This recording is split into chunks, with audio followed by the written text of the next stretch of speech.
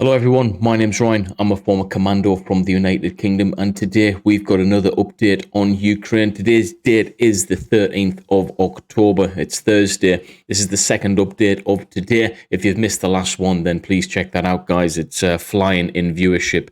But today we're going to talk about, war crimes that are being committed in Ukraine. We're going to talk about the improper use of military kit and equipment, and retaliation as well. There's a lot of retaliation taking place in Ukraine via political leaders from Russia, and it's not good. Innocent lives are being lost every single day. So we're going to talk about that.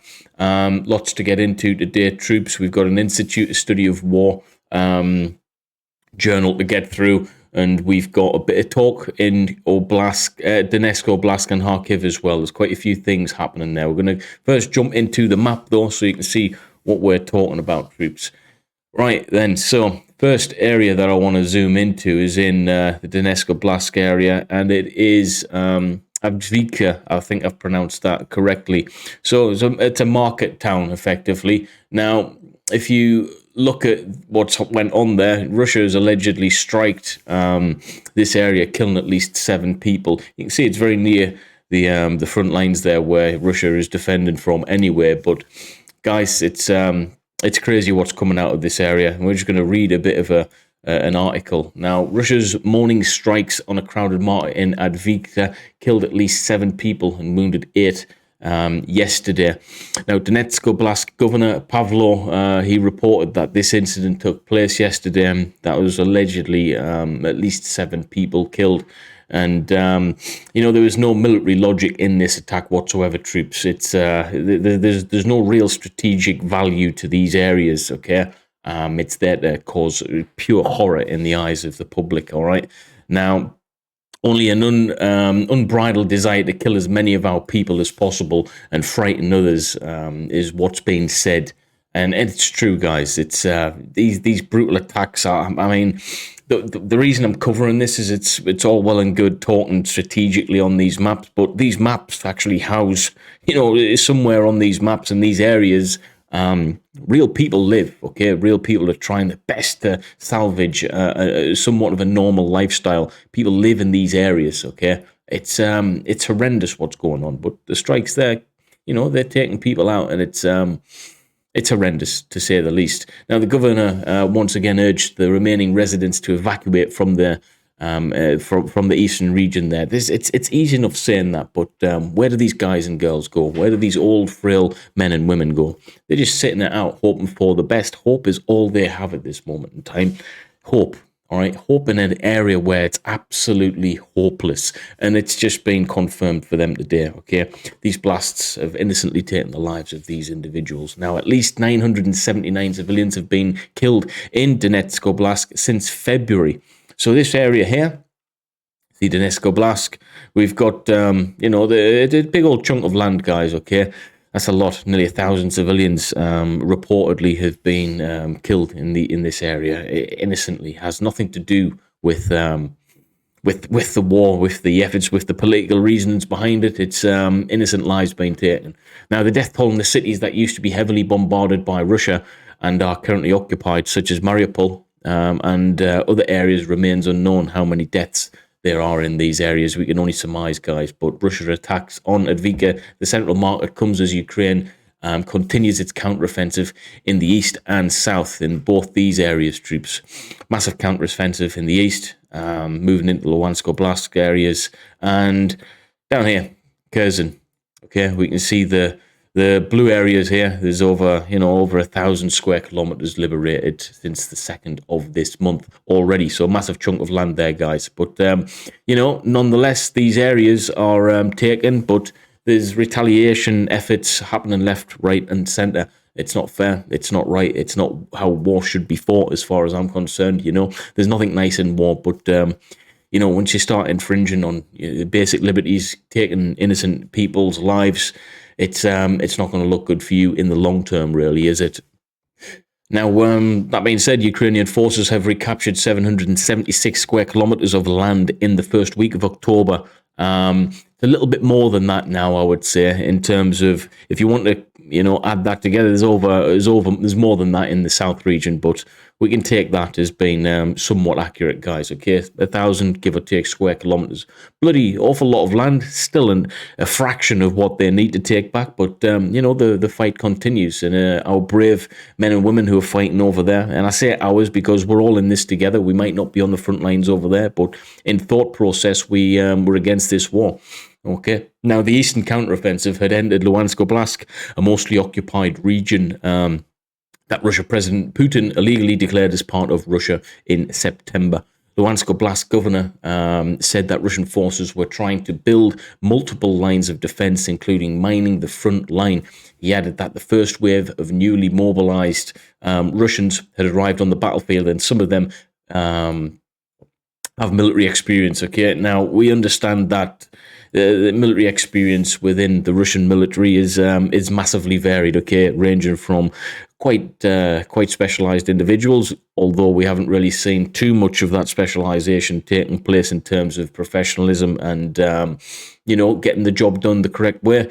We've seen skill sets beyond belief, ranging from what we've just said there, very specialized individuals, all the way down to prisoners. Okay, it's a very varied skill set, very varied levels of expertise, okay, and experience. Now, the Luhansk Oblast governor has said that Ukrainian forces are, moving forward little by little. We've seen that day by day. Little is good. Steady, slow and steady wins the race, as we would say. There's been many reasons why this operations in the east and the south will have slowed down slightly. We're talking about the weather. We're talking about resupply. We're talking about logistical supply nodes getting firmly implemented within the lands that they are now defending and have regained and overtaken.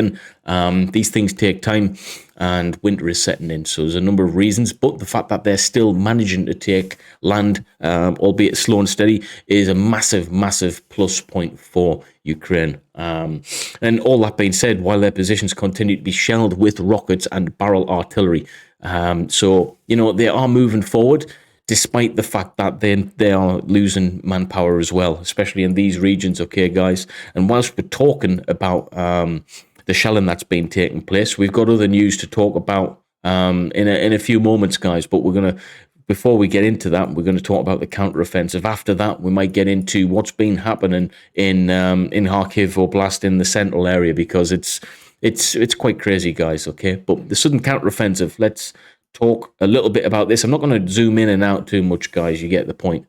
Now, Ukrainian forces have liberated 75 villages and towns in Kherson Oblast as of October the 12th, yesterday. So we're in and around 75 villages. So this area here is just over 1,000 square kilometers. If we zoom in a tad, we can see that you've got all of these areas. Let me get my pen up. I'm going to talk as we go.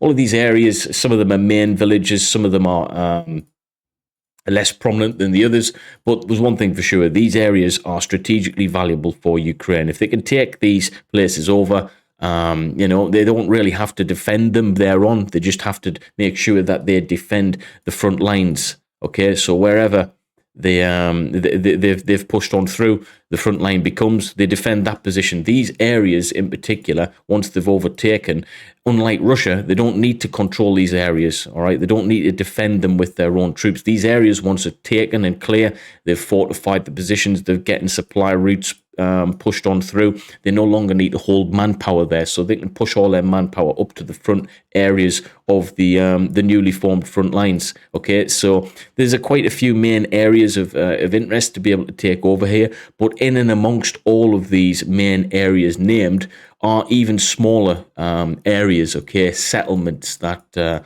reside in and around these areas. A lot of these places don't really make that look clear on the map, but there is, okay, in and around these areas, equivalent to about 75 villages or towns in that region. Most of the south region has been occupied since early March. We haven't really seen much traction in this area with regards to Ukraine pushing back and giving Russia a bit of a fairer fight. Okay, this land has been occupied since effectively March. Okay, now the counteroffensive, what we've seen happen in the east, is spurred Ukraine on to continue their efforts elsewhere, and slow progress at the top and at the bottom of the war front of this battle space. It's quite it's quite promising, although it doesn't look as if it is because the movement is quite slow, guys. But it is promising. Now, the fighting is taking place in Berchlav, a city of western side of the Dnipro River, located close to Nova Kakhovka. Deputy head of the Kherson Region Council said. So there's a lot of fighting taking place in and around these areas. I can't really pronounce the areas too much, but you get the point, guys. All right, heavy fighting in the northeast areas of Kherson, hopefully with the intention of soon moving slightly, bit by bit, moving southward. Okay, so these areas, again, I think the progress they make there is going to be slow and steady as well. You've got a main area here, which, is probably of their interest. Why is it area of interest for Ukraine to take over? Well, you can see these main lines of transport. I believe that is, I think that's a train line. I might be slightly wrong on that. It's either a train line or a main supply route, as in a road or motorway. If you can take these areas, you control the supply routes, then the progress will be a lot quicker. So slow and steady wins the weight race here until they can push into the main areas where they can then, take the supply routes. Once you take the supply routes, you strangle by definition, the Russians' ability to resupply themselves, giving them only one option, guys, and that's getting the hell out of there. So if that can carry on, then it's looking promising for Ukraine. So what else have we got on the agenda today? We're going to talk a little bit more about what's been going on in other news. So, according to Kharkiv Oblast Governor Ole, Russian military strikes damaged vital public infrastructure in the oblast on October 13th. Today, it's just came out. So possibly causing power outages to this area. Okay. Now, there's one thing that I'll say is never ever underestimate the fact that this area here has been liberated, and it's been liberated since, the best part of 6, 7, 8 weeks now. Nearly 8,000 square kilometers of land to the east of Kharkiv. You'd think, well, it's relatively safe now because Ukraine are pushing forward in this direction. Not the case, actually, according to that article. Okay, now it's said that Russian forces also hit the city of Kharkiv's Koldeniskry district. No casualties have been reported from that, thankfully, but still getting hit with missile strikes nonetheless. Although our troops are pushing forward eastward, it's still disappointing. Okay, guys, Ukrainian public have moved back in to certain areas there. They're thinking that the area is liberated, but it's still very, very dangerous, to say the least, to live there. One of the main problems that Ukraine has at this moment in time is they're operating, and again, not exact percentages, guys, don't kill me over it. It's 10-20% of the air defense capability is what they're currently running at, and they obviously need to be a lot more than that. It's 10-20% isn't enough to counteract these missile strikes that's happening, especially within this area. Okay, guys. Now, Kharkiv Mayor Ihor earlier reported that Russia launched at least 2 missiles on the city on the evening of October 13th. So, yeah, at some point tonight that has taken place, allegedly. Now, yeah, this was last updated about an hour ago. So, I'm not too sure of the correct timings and dates on that, but either way, it's happened pretty recently, troops, okay? Russia has been targeting critical infrastructure across Ukraine en masse since launching one of the largest ever strikes on the country since in and around October the 10th. So, we've seen since this region was targeted, Kerch, all right, you've got the Kerch Strait Bridge here. There seems to have been, although it stated that it's not a retaliation of what happened there, since that, there's a lot of missile strikes taking place in various varied locations in Ukraine, most of which have involved civilians, okay, which is absolutely horrendous, to say the least. You're targeting civilian infrastructure, power outages and stuff. It's only, even if you're not directly going to affect them in terms of death, power outages and stuff are going to really affect the way individuals live there. The quality of their life is already suffering massively as a result of this. We've got our friends who are currently living over there, and some of which are serving. We've got have to really put up with this terrible treatment, and power outages and stuff are really going to cause a massive inconvenience. I know if it was me, I have a young family, it would have been really tough living without power, especially in an area so prominent as Kharkiv, guys. Okay, now it's not fair, guys, to say the least. All right, so in terms of an update, that's what I wanted to talk to you guys about. Strategically speaking, we haven't had much change in the east area since about the 9th. Okay, yes, we have seen a little bit of momentum here near Zarichny on the 11th, but this is just a matter of getting the updates correct and cementing whatever's happening in. So as you can see, Zarichny, there's a bit of a gap here. Okay, and then if we fast forward slightly to today, we can see that this area of land seems to be now occupied, or at least it's been updated as such. Has this area in particular been taken over today, you know, Torsk and stuff? I don't think that these areas are necessarily just been fought over and won today. I just think that, you know, it takes a bit of time for this to update itself. One thing that I will note, though, this feature here, all right, this mini version of what the Oskil Reservoir was. I was expecting a little bit more of a I was expecting this to be a little bit more of a hindrance in terms of being able to push forward past this point, because these features tend to, you know, be really difficult to push on through. It hasn't seemed to have materialized that way, and Ukraine has pushed on through that quite easily. Granted, it's nowhere near the size of the Oskil Reservoir, so that might be a bit of a reason they've pushed northwards and southwards. In this area as well, it'll be quite hostile in terms of movement, being able to push on through.